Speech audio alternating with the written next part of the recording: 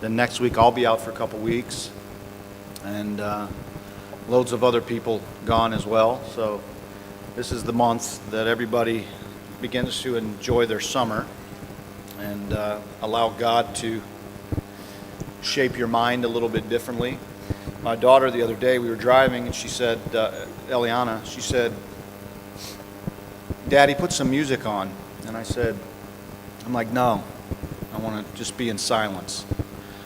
And she's like, that's terrible. And I go, babe, silence is beautiful. Silence allows God to speak to you what he wants to say to you. I said, sometimes you just need to be silent and let God speak to you. And she felt bad for saying that's terrible. And you could tell, and she just said, mm-hmm. And, it was there she is. Say hi, Eliana, I'm talking about you. So sometimes we've got to be silent. This parashah, I would assume that a lot of times that even if you look at this parashah now, Balaam should have been silent and listened a little closer before he started on his path. Balak should have been silent and listened a little closer before he started on his path. We know that he wasn't going to succeed.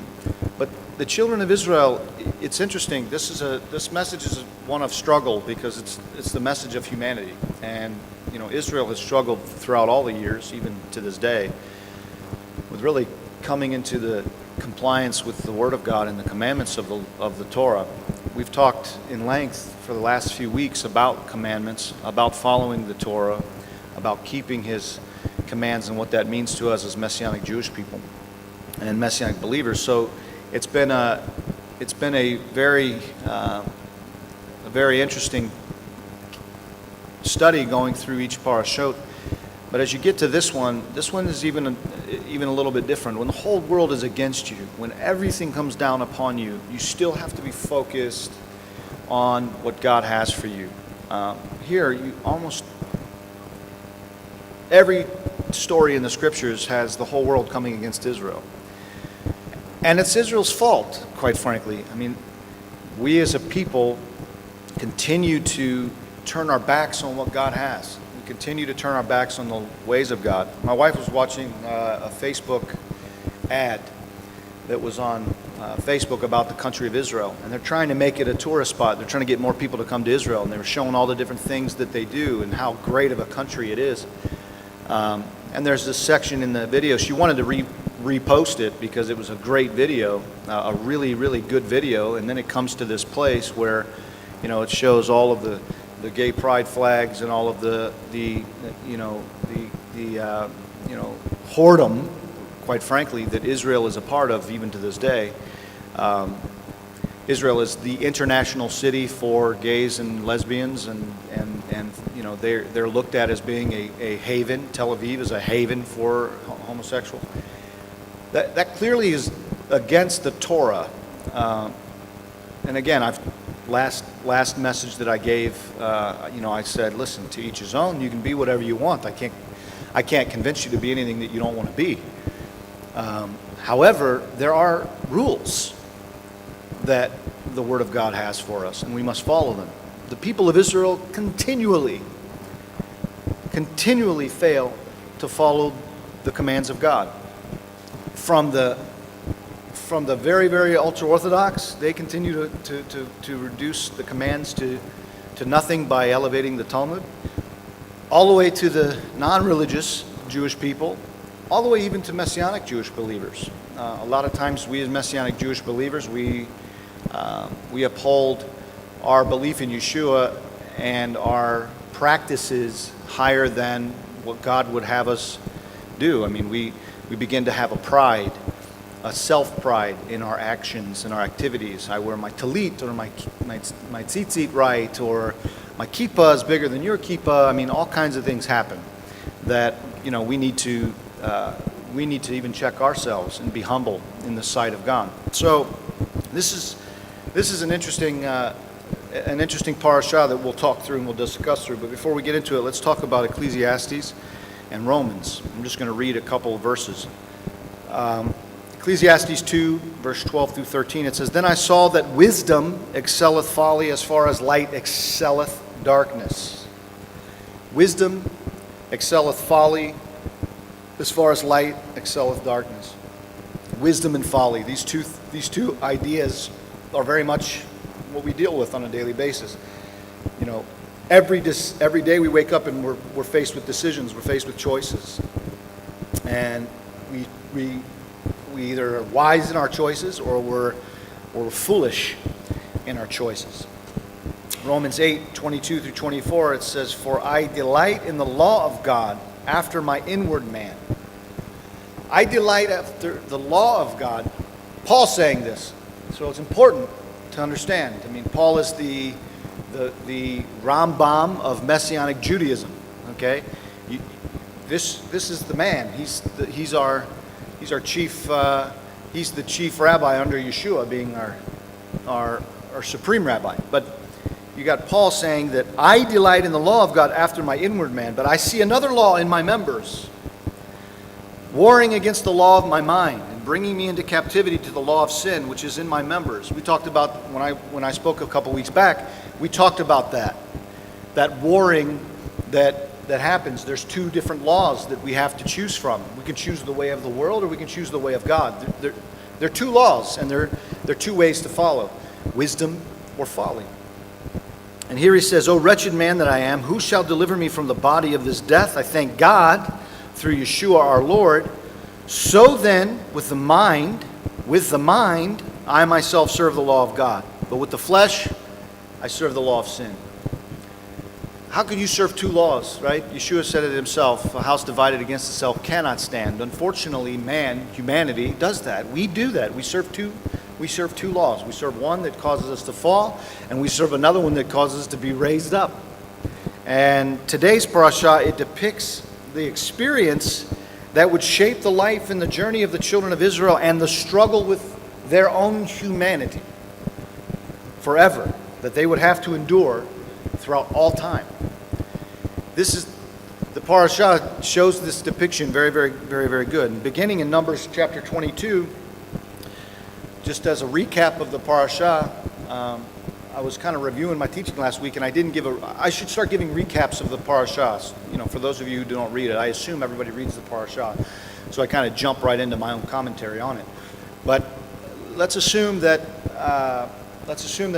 you didn't read the parasha. But this parasha, it begins with a man named Balak, who's the king of the Moabites, and we had, Jason spoke about it in his moment. But he inquires of a Midian soothsayer. Okay, this guy isn't a godly man. Okay, he's not a prophet of God. He's a prophet of the law of the world. Okay, there's the prophets of God, and then there's the prophets of the law of the world. Just like Paul says, there's a law of the flesh and a law of the spirit, of the inward man. His name's Bilam. Okay, if you read it in English, it looks like Balaam, but no, it's not Balaam. It's Bilam. His name's Bilam, and what happened is that Balak wants the children of Israel cursed so that Moab can overtake them and destroy them. He sees them growing in mass numbers. He says, "Look, these people are growing. They're getting frightening to me. I'm getting worried that they will overtake us."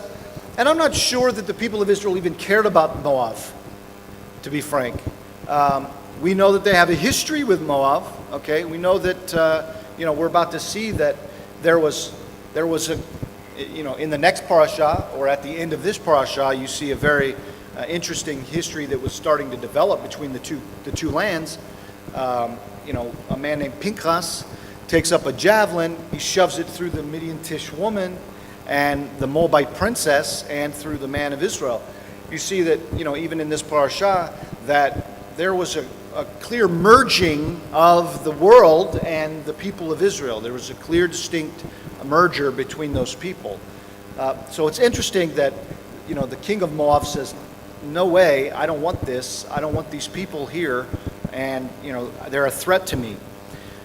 I'm not sure the children of Israel were thinking of them, saying, "I want to take over the land of Moab." I think the children of Israel were very clear as to what they had. Their borders were very, very distinct. God gave them very distinct rules. and a very distinct land that they would be a part of. Merging with the lands around them, they knew they were not supposed to do that. They ended up doing it, which became their folly. But Balak tells Balaam that there's a people that have come out of Egypt that from his perspective are numbering, they're so large, they're covering the face of the earth, and he asked Balaam to curse them so that he could overtake them and drive them out of the land. It's, if you've ever been there, they're not covering the face of the earth, okay? I mean, you read it, and, Israel is a very small place.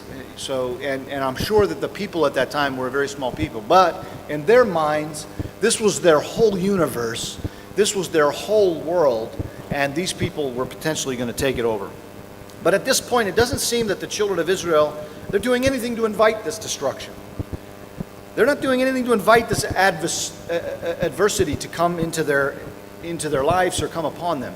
They're not inviting it. They're not saying, we're going to come after you, Moab. We're going to take your land. We're going to take your cattle. We're going to take your people. They're not saying that they're going to use them as slaves. Nothing. They're doing nothing to bring this upon themselves. They don't seem to be making war with their neighbors. They don't seem to be instigating the trouble from Moab. They simply appear to be multiplying, which is causing fear in the kings and the princes of Moab.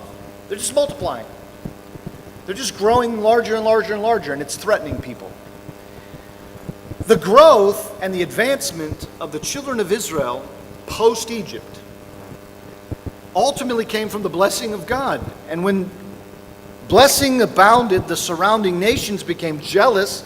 They became fearful that their kingdoms would be overtaken by the Israelites, not understanding that these are the people that are meant for a purpose and that were meant to grow within, spreading the goodness of the Lord without. They were meant to grow within their own camp to take the message of God to the rest of the world.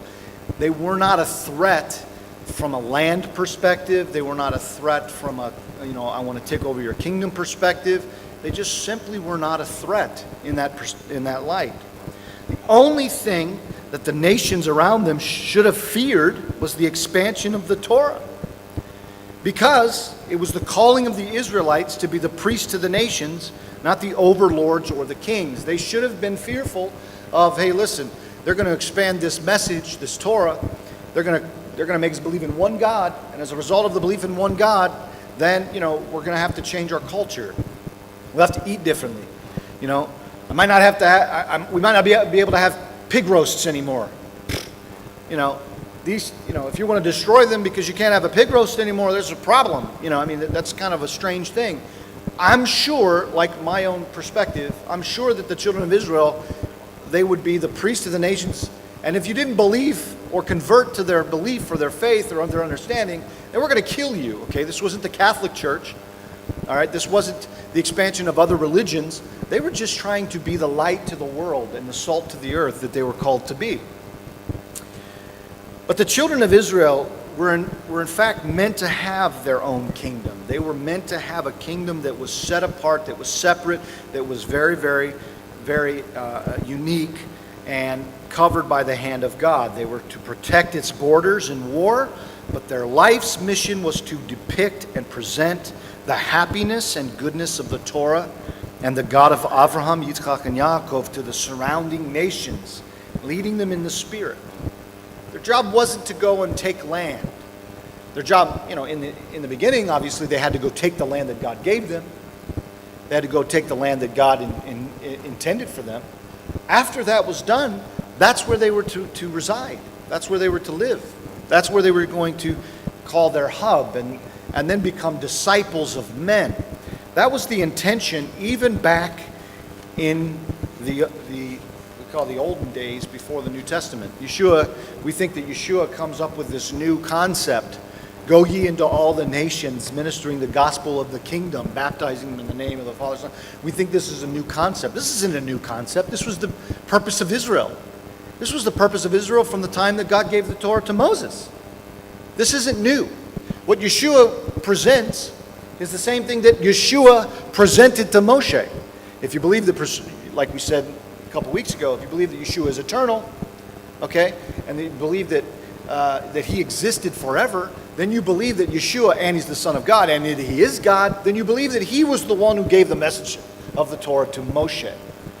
Moshe being the prophet of the Word of God, the ways of God. Therefore, they have to go out into the world and minister that gospel. It's the same exact message. It's continuous. God's message is not new. It's not different. It doesn't change. It's the same yesterday, today, and forever. The message happened in the Torah. It happened in the Brit Hadashah, and it continues to happen to this day. It's our job. But here we have the children of Israel, like all humankind, they would fail to fulfill its mission because they would succumb to the ways of the world around them.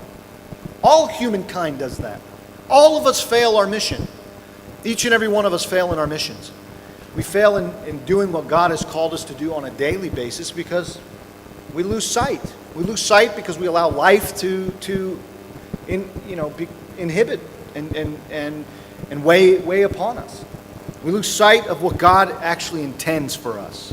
We're constantly struggling to overcome the humanity that resides in ourselves.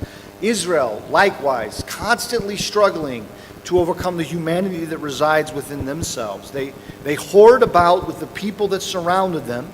They married the women of the Moabites, and they adopted the religious practices of the pagan traditions of the surrounding nations. They continued to adopt other traditions. They thought to themselves, well, that can't be that bad. It's not that bad to do those things. We should do that as well. We talked about it a couple weeks ago. Should we or should we not? As we're going through these cycles of understanding the commandments and understanding why we believe what we believe and who you are. And, Dad and Stephen are teaching you guys apologetics. I do less of the teaching and more of the preaching. But, Dad and Stephen are teaching the apologetics of the faith. And those all things are very important to us to understand how to defend who we are and what we believe. But in the process of learning how to defend who you are and what you believe, you have to understand there are things that you have allowed to creep into your life that potentially should not be a part of your life. The ways of the world. And what are the ways of the world? What should we not allow into our congregation? Some things are not inherently wicked or innately wicked. And it's not bad, per se, to do these things.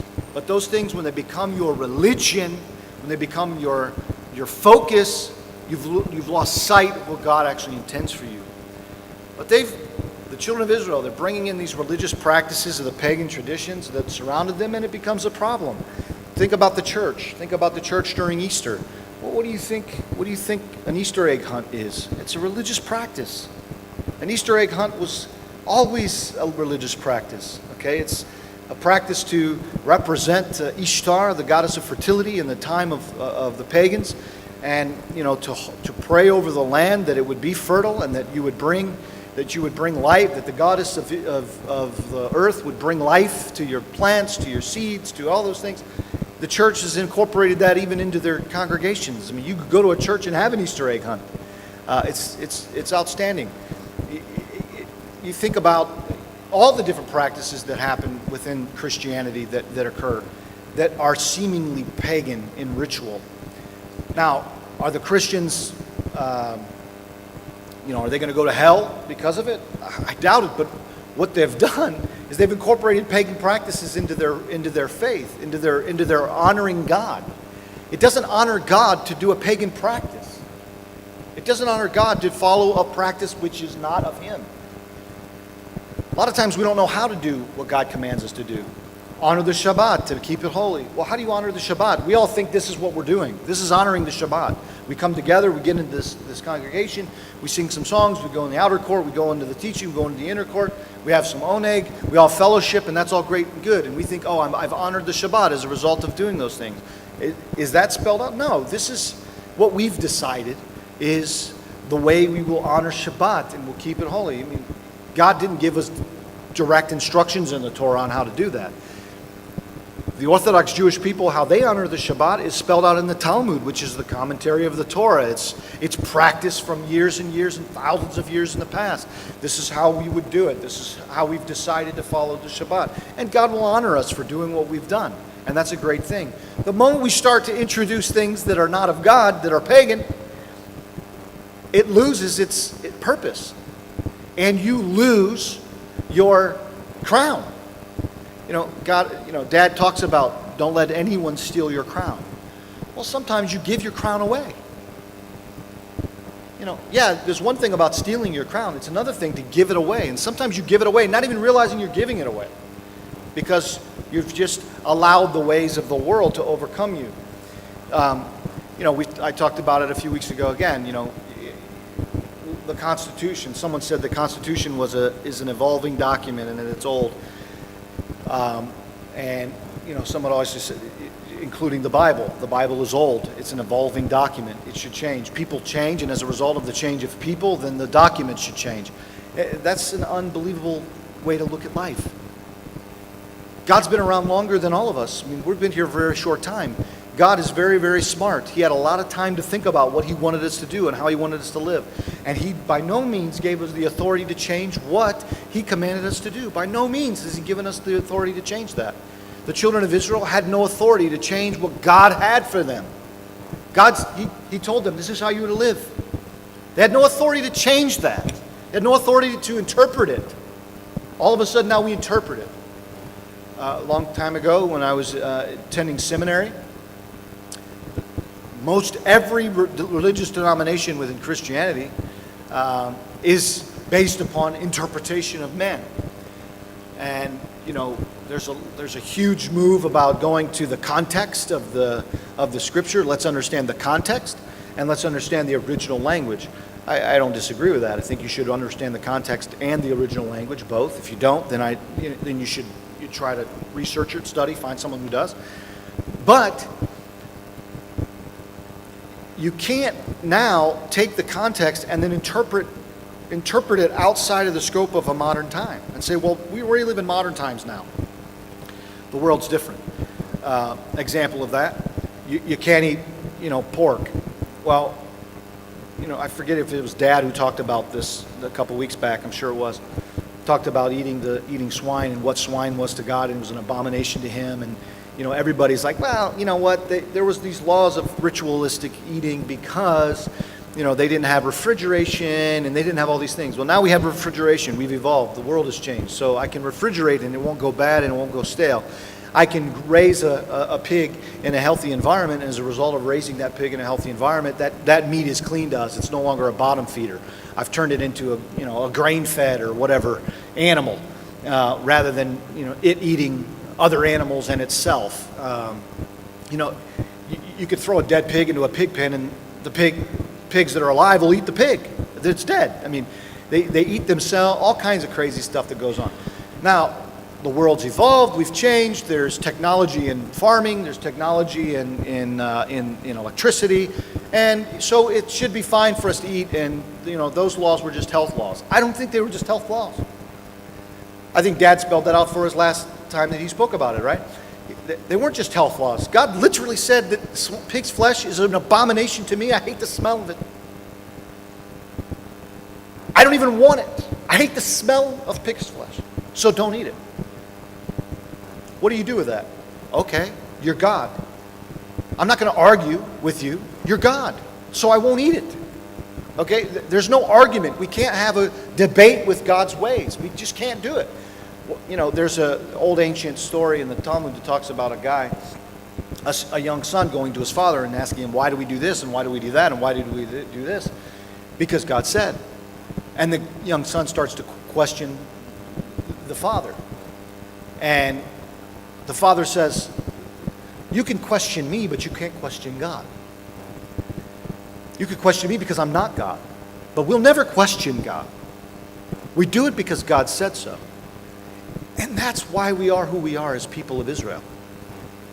The people of Israel are the people who submit themselves to God completely. God chose them to be a submitting people. Not a people that wants to build a tower to overtake him. Not a people that wants to challenge his ways.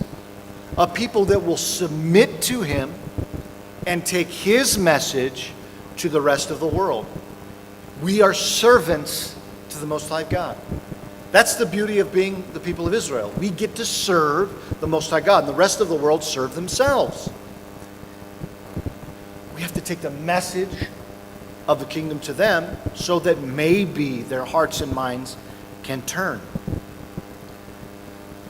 But the children of Israel, they're enticed by failure. They're engrossed in themselves. They fought a war every day that raged within their own minds and their own hearts, failing their patriarchs, failing their matriarchs, and most of all, failing God, who chose them.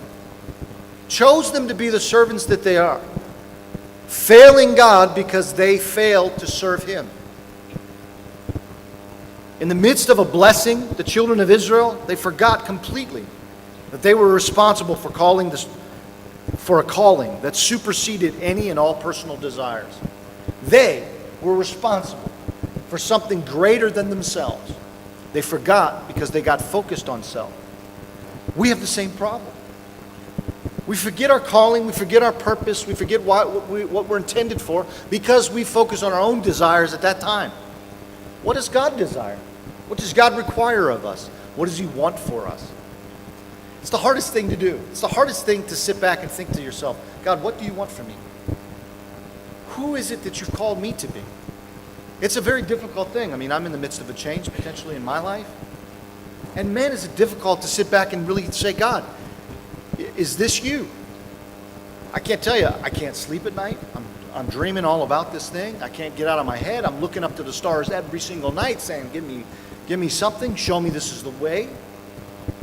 And you just have to believe. You have to hope that what you're doing is God. And that it's not going to interfere with what His calling and purpose is for you. That the path that He set you on now, this new path, isn't going to change that path, but it is in fact an extension, a linear extension of the path that God has for you. And it doesn't divert you from what His path is. We have to focus and make sure that they're not our desires, but they're His. All of the things that we do have to be His desires. But Israel, which was the name given to the nation to represent their spiritual anointing, fought to have a life like everyone else. Guess what? If you claim to be a part of Israel, you will not have a life like everyone else. You won't. You won't be normal. Everybody wants that. I just want to feel normal. I just want to feel part. You're never going to feel normal. You're part of Israel. It's in your DNA. And if you want to be a part of Israel, you chose it. Because you can choose not to be. You can go do whatever you want to be. Be whoever you want to be. You can choose to be away from it. You're not going to feel normal. It's going to feel different. You're going to be faced with challenges greater than anyone else in the world is. Because why? You take a stand to be servant to God. And when you serve God, He's in charge of your life and you do what He commands of you, not what you command of yourself. Therefore, you will not have a normal life. But we want to do that. And the children of Israel at that day, I'm sure they wanted to have a life like everyone else. They didn't want to be singled out. They didn't want to be separated. They wanted to be with everyone else. You see this. The men of Israel were marrying the Moabite princesses. Why were they marrying the Moabite princesses? Well, there could be a combination of things. They were beautiful, and men are led by their eyes. Maybe that's one thing. Maybe the other thing is they liked the way they partied. They enjoyed it. Look at the Moabites. They have a great time. Look at us. We're over here. We're praying all the time. They're partying. We're praying. Who wants to do that? I want to go party with those guys.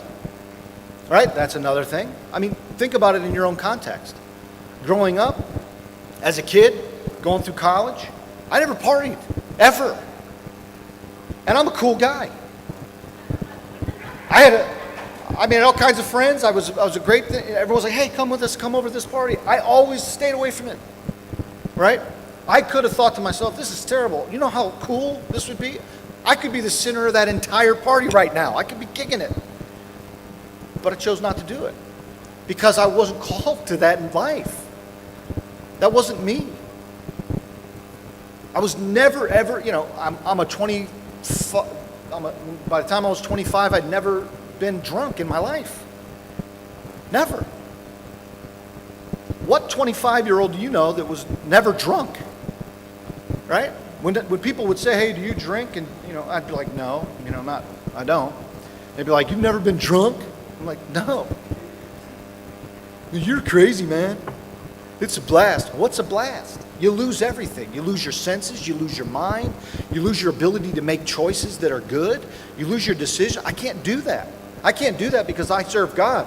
And I know with my personality, if I put myself in that situation, woo, the world's going to be a mess. I couldn't do it. We choose to serve God, or we choose to serve ourselves. Serving God isn't the popular thing. It wasn't popular in the days of Israel, and it's not popular now. Being different, walking around with your kippah, people, if you associate yourself with the people of God and the people of Israel, whatever you may do to distinguish yourself from the rest of the world, there's a huge, my dad has been telling me since I was this tall that your life is under a microscope. I mean, imagine being an 8-year-old being told your life's under a microscope. You better make the right choices, kid. Like, what are you talking about? I'm just a kid. Let me be a kid. No, from this big, I'm being told my life's under a microscope. People are looking at you. They're watching you. And they are. They're watching every one of us.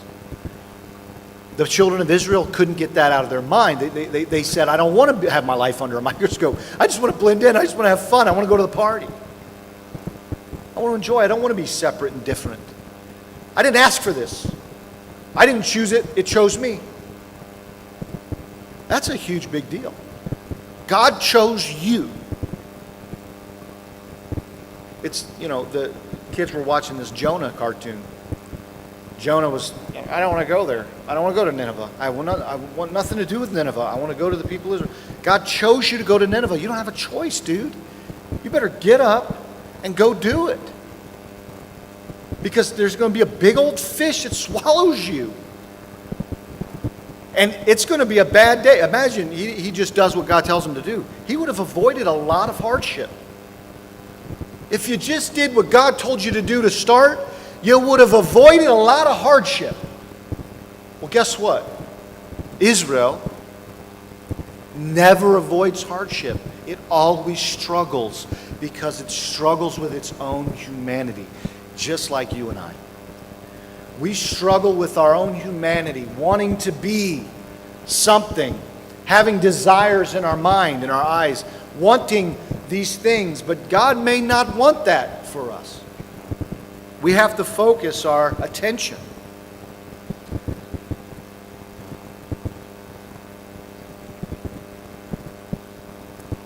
It's as if many of the children of Israel, they didn't want.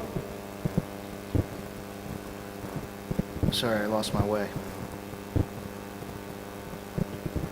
Yeah, so they didn't want what they did not ask for.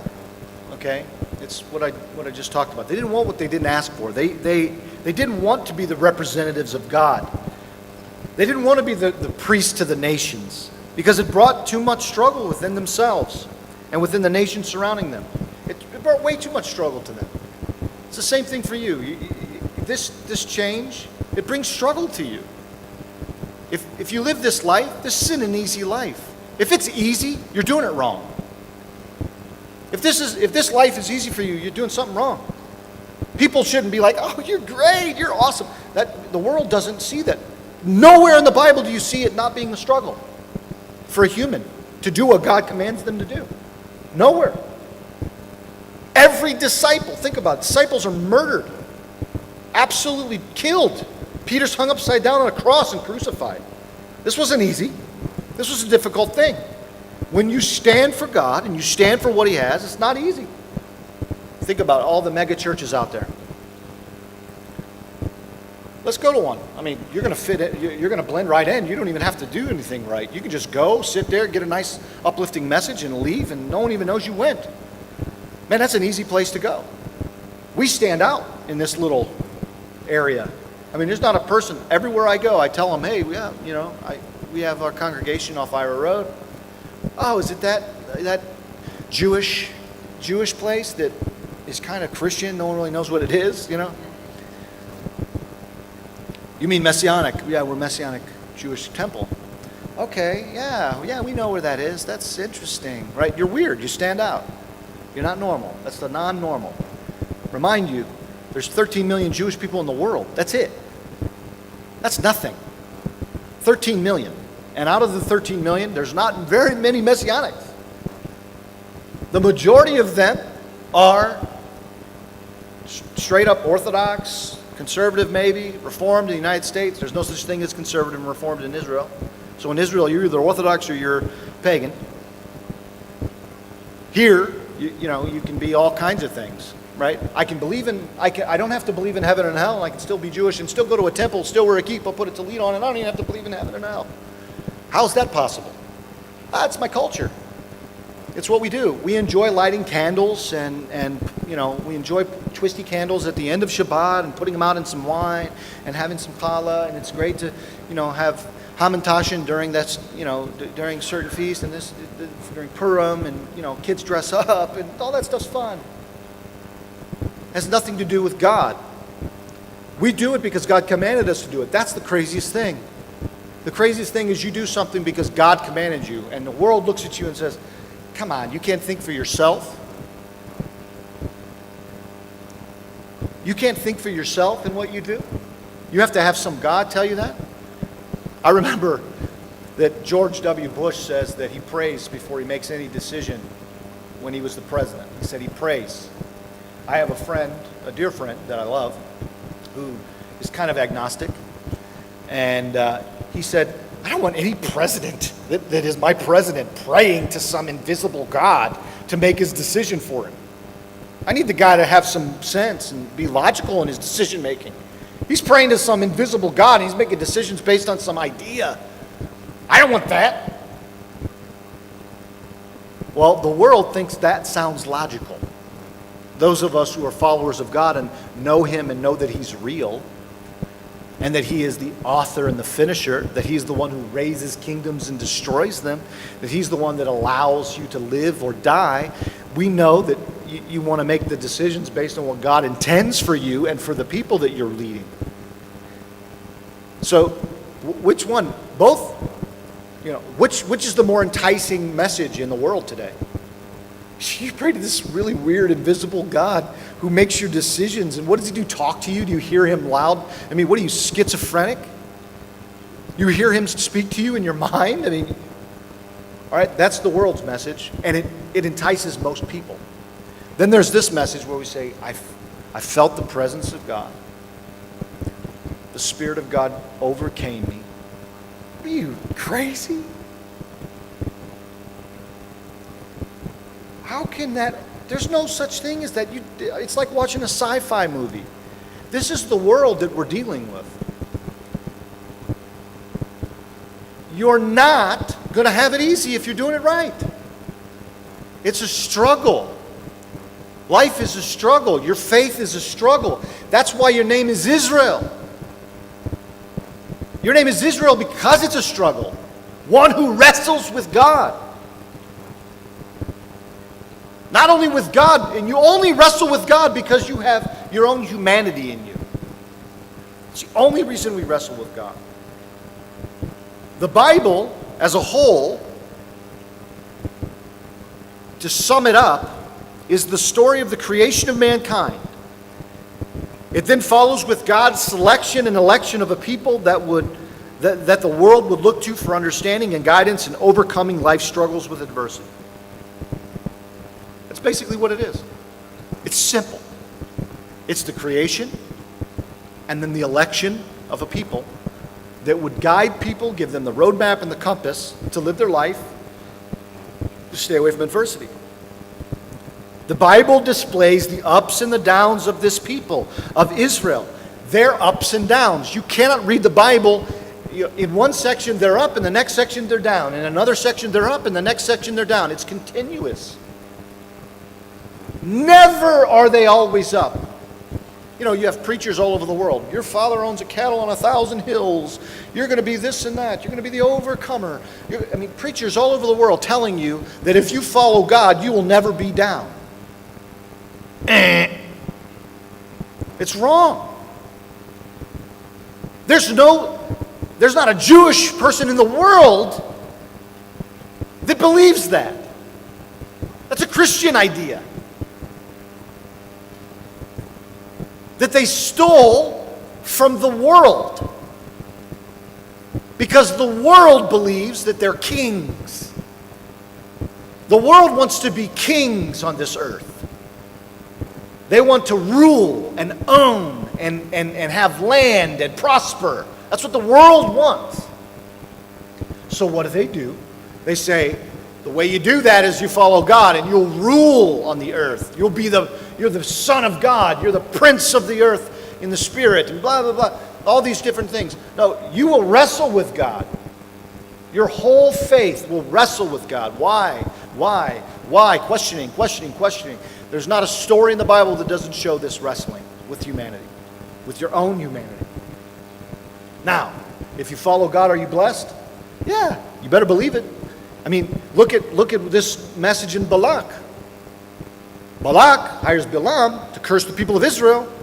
God gets really upset with Balaam. Balaam's donkey has to speak to him. There's an angel standing in the road with a sword. The angel says, if you would have come one step forward, if you didn't start listening to your donkey, you would have been killed. So it's better that God opened your eyes to see me because you were done. Think about that. My wife was talking to me last night about the parsha. She's like, it's hard for me to look at an angel as someone who is going to kill a man. Why? Because everybody thinks angels are saviors. They come and help you. No. Angels are warriors. They're the warriors of God. You understand? I mean, these men are warriors. They're standing at the four corners of your household, protecting you from the hand of the enemy. They have swords. It's a completely different world. I mean, but we see angels as women in white with really pretty wings and long, flowy blonde hair. And it's a great thing. We don't see them as these big, huge men with swords. Scary, frightening. The army of God. It's a different way of thinking. It's a different way of seeing this. Okay, this parasha is very interesting because it really displays this struggle that they're going through in the world. They're merging themselves with the Moabites. They're being attacked by the very people that they're trying to become a part of. Think about that. The very people they're trying to become a part of doesn't want them to be part of them. The world does not accept them. But they want to be accepted by the world. Get out of it. Know who you are and your purpose. The world will not accept you if you do this the way God commands you to do it. They're not going to accept you, and that's okay. They can respect you. I can tell you now, I'm respected for my faith, for what I believe in my life. I'm respected in my job and where I work.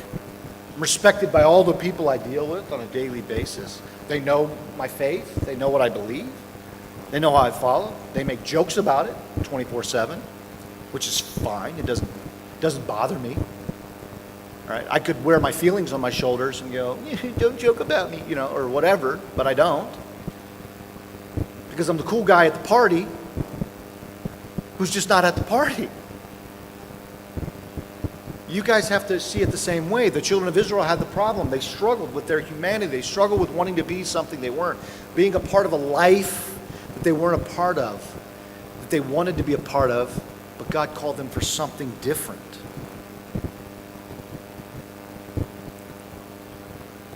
The Bible displays hardships. It displays blessings.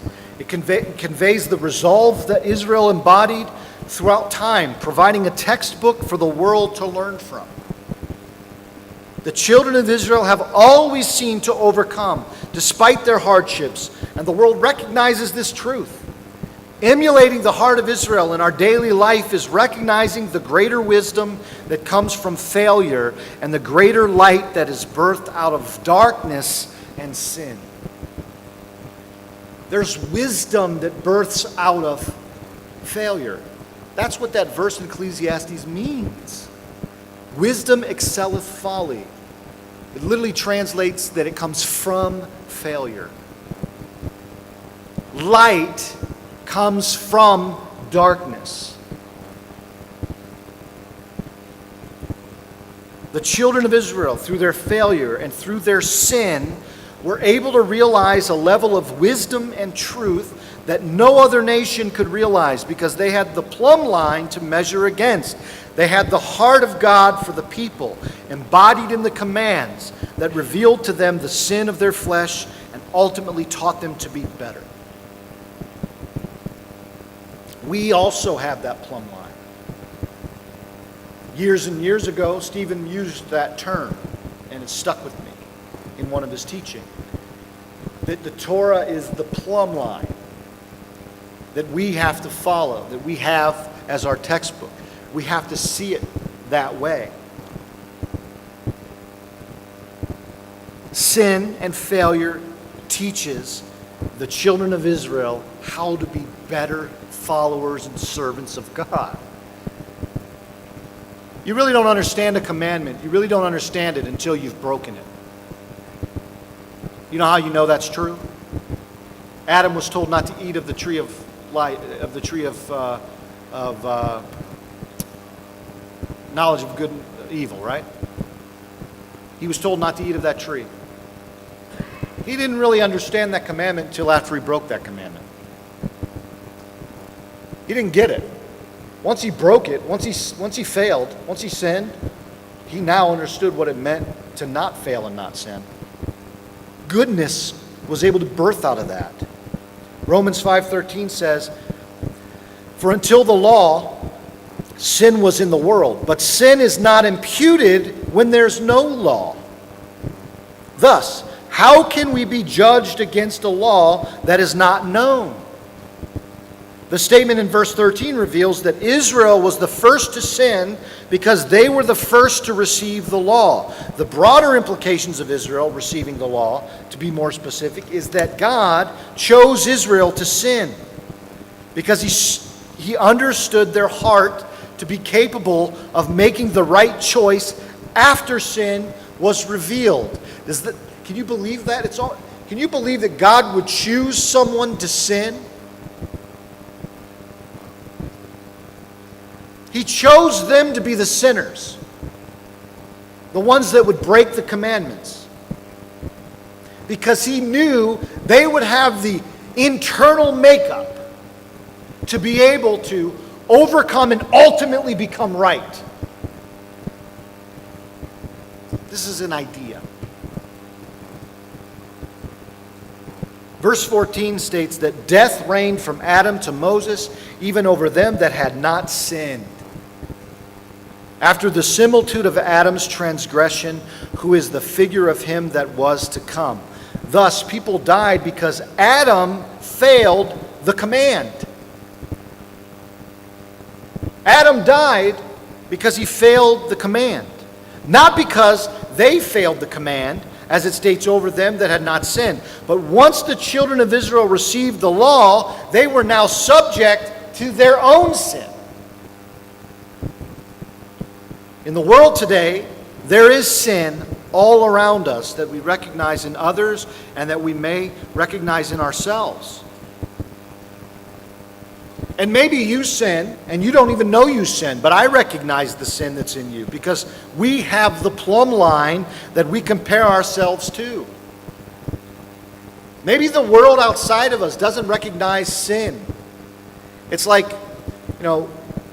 degrading the God of Israel, the invisible God. Would we ever do it? Would any of you ever make a statement like, how could you talk to some invisible God who's, up in the sky? Would any of you ever make that statement? You'd be afraid. You'd fear. So you recognize that in that person's statement, there's sin. It's not right. You can hear sin in people's lives every single day. We watched that video on Facebook about Israel, and it was all beautiful and great and grand. And then all of a sudden, it comes up with this, it came up with this homosexual piece of it, saying that we accept you, all of you, come on into our country, into our land, and be blessed. All of a sudden, that piece just made that whole video sin to us. And we can't support it because it's sin. We recognize it in others because we have the plumb line. If the world does not recognize the law of God as the basis of truth for living, then how can it recognize sin when it lives contrary to it? It's like, people always say to me, well, look what that person did. That's so evil and against God and unrighteous. Well, what do you expect? They're not godly. They're not of God. They don't follow the word of God. Why would you expect them to do something righteous if they are themselves unrighteous? It's mind-blowingly stupid to go to someone who's not a believer and a follower of the way of God and tell them, you are a sinner and you're going to hell. It's the same thing going on the corner of the street, holding up street signs saying, you're all going to hell. Why would you do that? Teach them righteousness. Teach them righteousness. And then when they choose not to be righteous and they have the understanding of the law and they blatantly reject the law, then you can look at them and say, you're going to go to hell. But until they blatantly reject the law and the righteousness which is good and holy and just, you shouldn't be standing on a street corner holding a sign telling people, lest they repent, they will burn in hell. That is not the way you do it. You teach. That's not the way Israel is to do it. We are the priests to the nations. And who wants to go to a priest that's telling them that they're going to burn in hell? It's unbelievably, mind-blowingly stupid. But what? We've become no different than the Inquisitions. That mentality of evangelism is a direct result of the Inquisitions. Landowners taking over land, taking over people, right? We have a purpose. Our own purpose is to take over from, for this purpose. And so we're going to take over all these bad people and we're going to make them convert. And if they don't convert, we're going to kill them. And even if they convert, why not kill them? Because we don't want to give them the opportunity to sin and then not make it to heaven. So, do you believe in God as your Father? Yes, I do. Okay, good. Cut their heads off. Why would you do that? Well, now they're in heaven. Unbelievable. It's the same thing. We have to be humble servants to the ways of God, teaching righteousness to the world. And teaching righteousness is never through force or anger. I mean, anytime I get into a debate with a Christian person, it's all, they begin to angrily fight for their position. The moment someone gets angry is the moment you know that they've failed. It's not a fight. It's you present what God has. It's not your position. It's not your idea. It's God's. So what are you fighting for? All you are is the voice, the mouthpiece of God, to share the ways of God to the world as the priest of the nations and give them a way to follow. That's what we do. That's what we're supposed to do. And if they choose it, great. Guess what that's not? That's not a notch in your belt. If you convert someone to come believing in the faith, they're not your follower. They're God's follower. And you got to be used as an instrument of God. Awesome. Good for you. You can have your reward here, you can have your reward there. Where do you want your reward? I'd rather have it in heaven.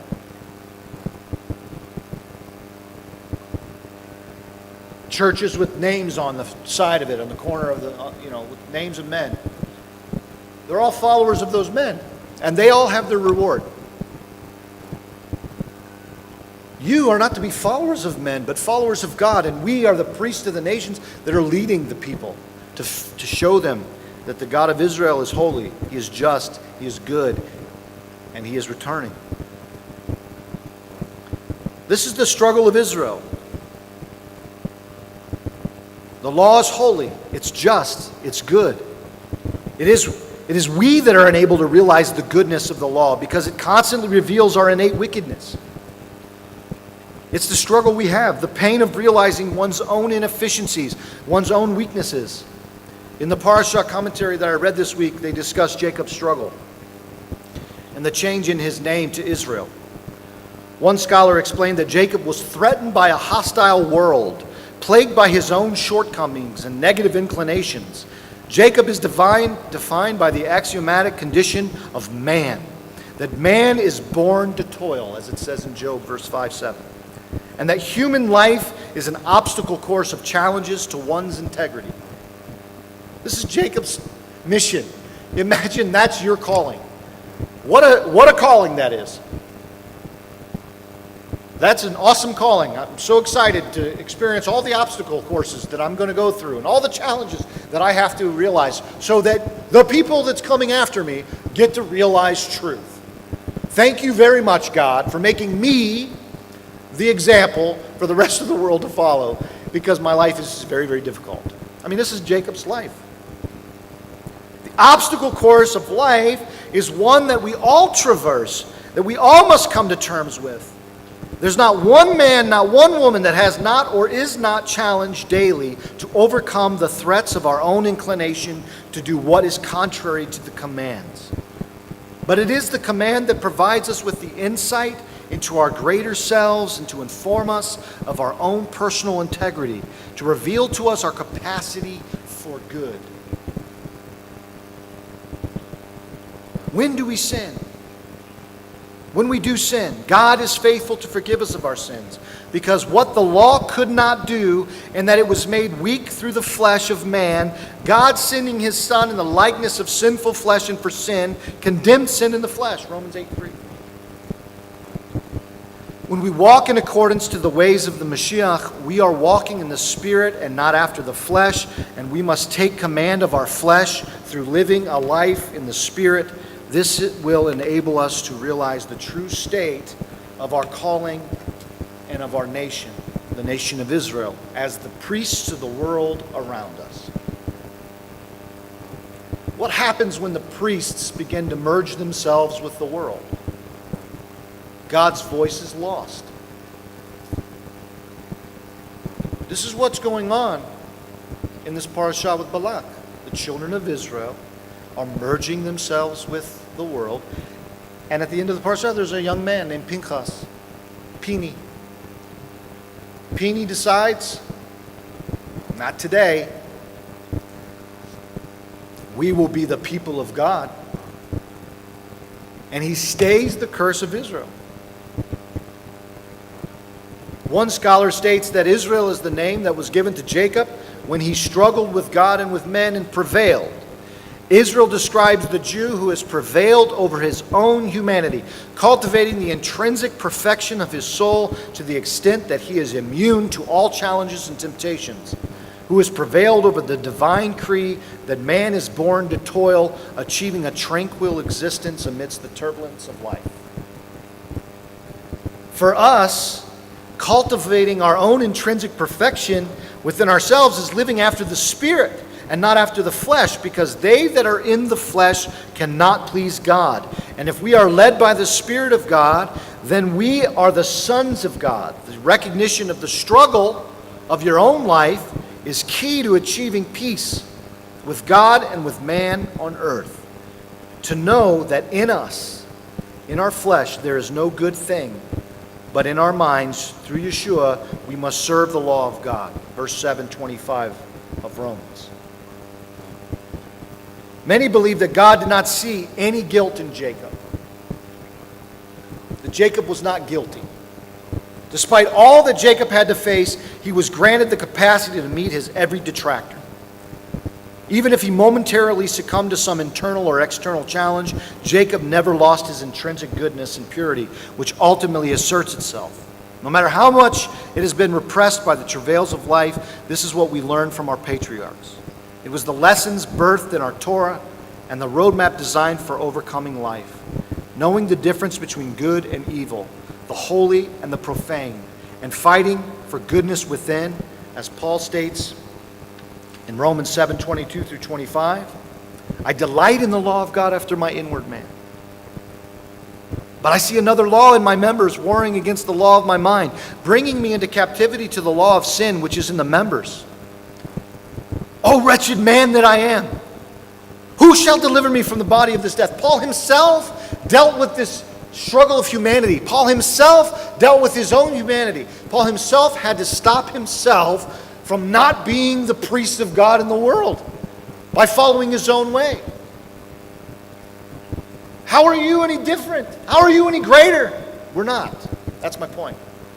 We have to fight daily to be closer to God, to come into His presence every single day, because we have a greater calling as the nation of Israel to take the message of God and the Torah and the Messiah to the nations, to teach them that He is the God and there is none other. He is our King. There's none beside Him. The war of life rages on, no matter how many battles we may have won. It is the struggle of life that constitutes our mission, to lead the nations of the world to understanding truth and sin. We were chosen by God not only to live pure, but also to fight, because we have the wherewithal to overcome in the spirit and the heart of His kingdom in the desire for good. For those of you that think you chose God, I'll argue with you that God chose you.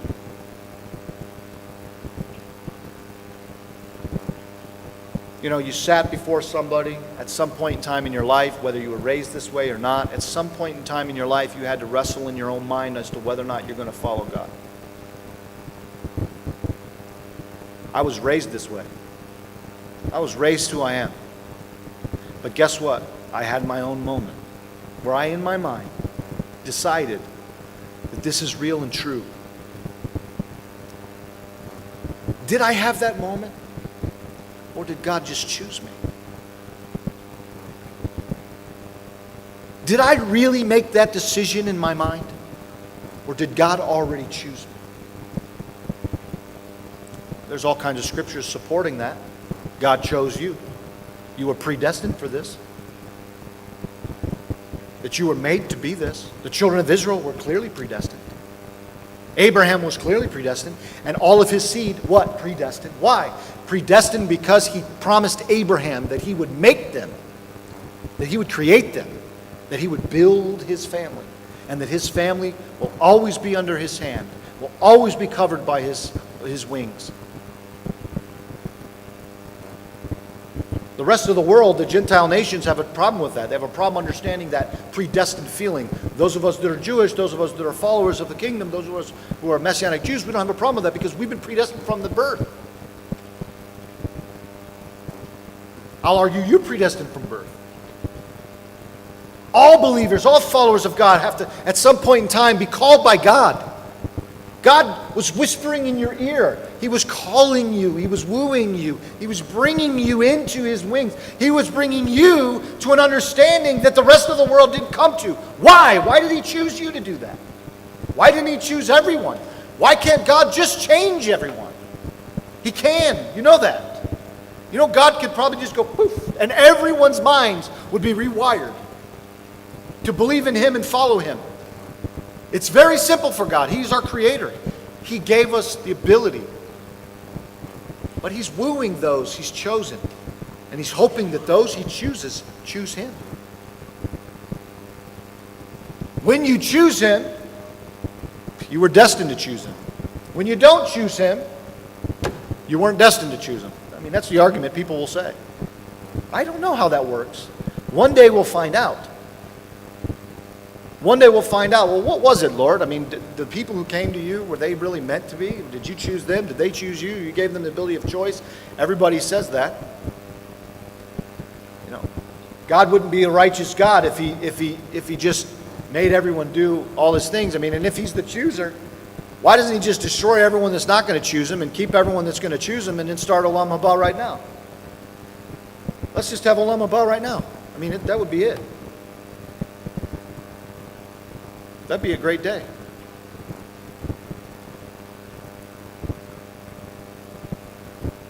But instead, He allows us to war. Instead, He allows us to struggle. Instead, He allows us to fight and become holy.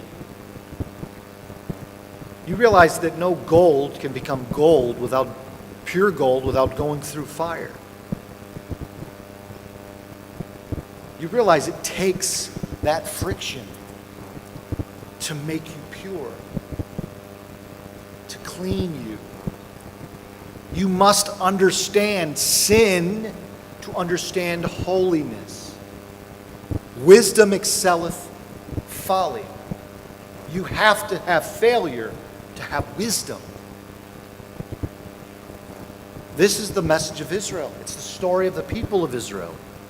We were chosen by God not only to live purely, but also to fight because we have the wherewithal to overcome. There's no greater pleasure in life that arises within man's heart than overcoming an adversity and winning a trial that was seemingly insurmountable. There's no greater pleasure.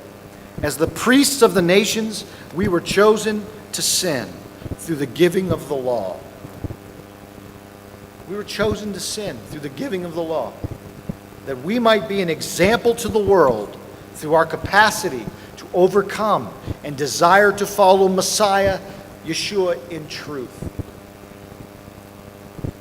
There's so many people in the world that have adversity and struggle, and they that overcome that adversity and struggle become ensigns to the rest of the world. There's not one of you in this room that wouldn't look at someone that's going through a major hardship and a major adversity and watch someone fight through it that wouldn't be completely motivated in your spirit. Look at what they're doing. Look how they're overcoming. That's your mission in life. Your mission is to overcome so that the rest of the world sees the God of Israel is true, holy, just, and good, and his Messiah, Yeshua, is the God of all kings. Amen. It is our duty to praise the Master of all, to ascribe greatness to the author of creation. For he made us unlike the nations of the lands and not placed us like their families of the earth. He's not made our portion like theirs, our lot like all the multitudes. We bend the knee and bow and acknowledge our thanks before the King of Kings. The Holy One, blessed is he who stretches out heaven and establishes earth's foundation. The seat of his glory is in the heavens above, and the presence of his power is in the most exalted heights. He is our God, there's none other. True is our King. There is nothing beside him, as it is written in his Torah. You shall know this day and take to your heart that the Lord, he is a God in the heavens above and on the earth below. There is none other. Amen.